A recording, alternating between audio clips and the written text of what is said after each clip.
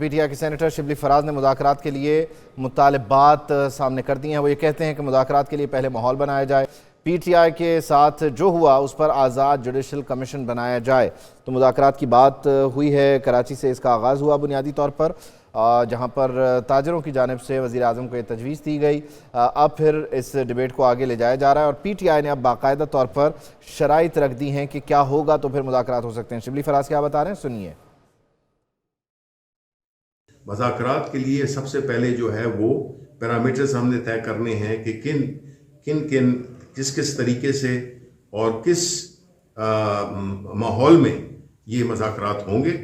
تو اس کے بعد چیزیں آسان ہو جائیں گی۔ جو بھی سٹیک ہولڈرز ہیں، اور دیکھیں اس میں ہم اشارتاً کنایتاً ہمیں بات نہیں کرنی چاہیے کہ یہ ایک ریالٹی ہے، جس طرح میں نے کل بھی کہا تھا کہ اسٹیبلشمنٹ بھی ایک ریالٹی ہے اور پاکستان تحریک انصاف بھی ایک بہت بڑی ریالٹی ہے۔ تو جو بھی اس میں پولیٹیکل پارٹیز بھی شامل ہیں کہ یہ سارے مل کے طے کریں کہ جی ہم نے کن بنیادوں پہ یہ مذاکرات کرنے ہیں۔ اسلام آباد غلام مرتضیٰ ہمارے ساتھ موجود ہیں، ان سے بات کر لیتے ہیں۔ غلام مرتضیٰ، کہیے گا بنیادی طور پر یہ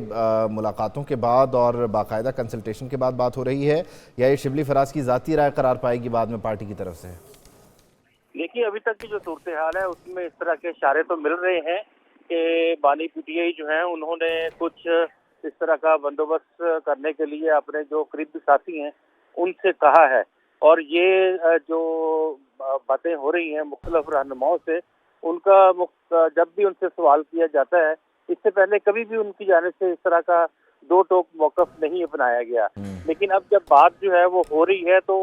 لگ ایسے رہا ہے کہ کچھ مشروط قسم کے مطالبات ہیں بانی پی ٹی آئی کے، اور ان کا یہ کہنا ہے کہ کچھ باتیں جو ہیں پہلے کی جائیں، اور اگر ان باتوں کے اوپر گورنمنٹ جو ہے وہ آتی ہے تو پھر گورنمنٹ سے بات کی جائے، کیونکہ جب ایک ہی سوال کیا جاتا تھا اور ایک ہی جواب تھا کہ ہم بات کریں گے تو اسٹیبلشمنٹ سے بات کریں گے، پھر پولیٹیکل پارٹیز سے بات نہیں کریں گے، اور کیونکہ ان کے پاس کچھ نہیں ہے۔ لیکن جب اسٹیبلشمنٹ کی جانب سے بالکل دو ٹوک الفاظ میں کلیئرلی یہ بتا دیا گیا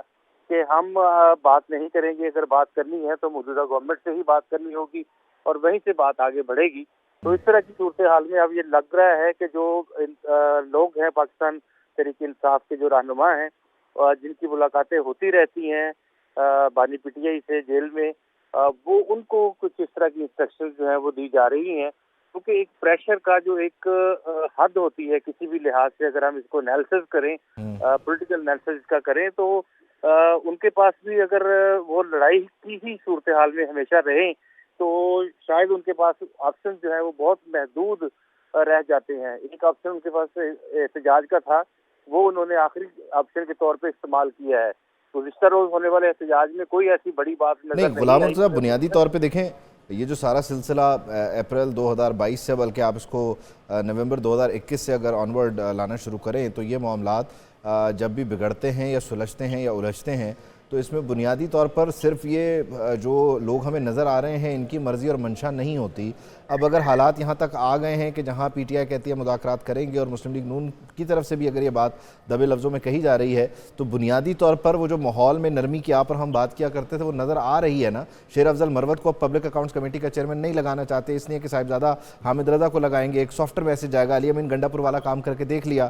حالات بہتر تو ہو رہے ہیں اور دونوں طرف سے تالی دونوں ہاتھوں سے بجانے کی کوشش کی جا رہی ہے۔ جی بالکل، اگر ہم یہ ماحول کیا ہے اسلام آباد کا اور گرد و نواح کا خاص طور پہ؟ جی ماحول جو ہے وہ، اگر جس طرح آپ نے بڑے پرائے میں، بہت اچھے پرائے میں آپ نے بیان کی صورتحال، اگر آپ تھوڑا سا اور اس کو مزید انالیسس کریں اس کا، بانی پی ٹی آئی نے اجازت دے دی اسد عمر کو،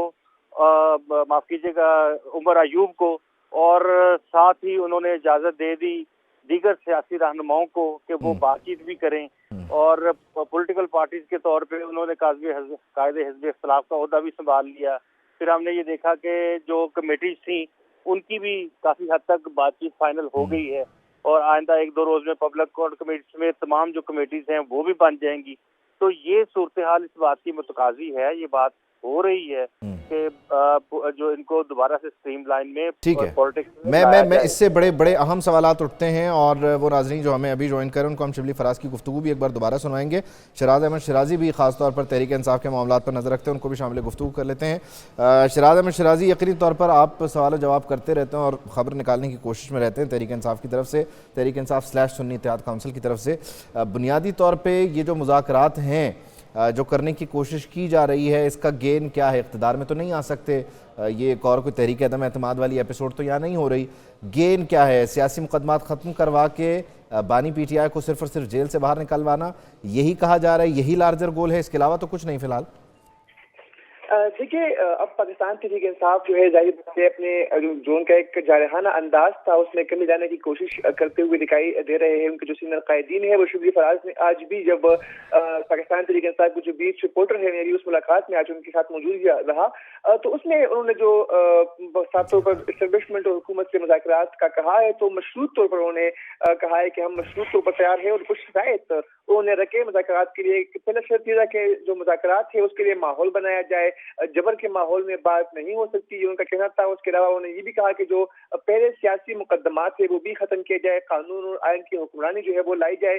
साथ शिबली फराज ने आज जो PTI खवातीन और जो सियासी कैदी है उनकी रिहाई का भी मुतालबा किया कि पहले उनको भी रिहा किया जाए। तहरीक इंसाफ को जो सियासी एक्टिविटीज है उनकी भी परमिशन जो है वो दी जाए और PTI के साथ जो हुआ उस पर आज़ाद जुडिशरी कमीशन बनाया जाए। तो ये मुख्तलिफ किस्म के जो शराइत है वो आज शिबली फराज ने रखे हैं मुज़ाकरात के लिए और उन्होंने आज ये भी कहा कि हम तो मुज़ाकरात के लिए तैयार है लेकिन आइन और कानून के अंदर रहकर जो है हम मुज़ाकरात करेंगे। उसके अलावा जब वो आइन और कानून के अंदर रहकर मुज़ाकरात की बात करते हैं तो फिर जिनसे वो मुज़ाकरात करना चाह रहे हैं उनसे तो मुज़ाकरात नहीं हो सकते, लेकिन फिर भी खैर वो उनसे मुज़ाकरात करना चाह रहे हैं। बहुत शुक्रिया।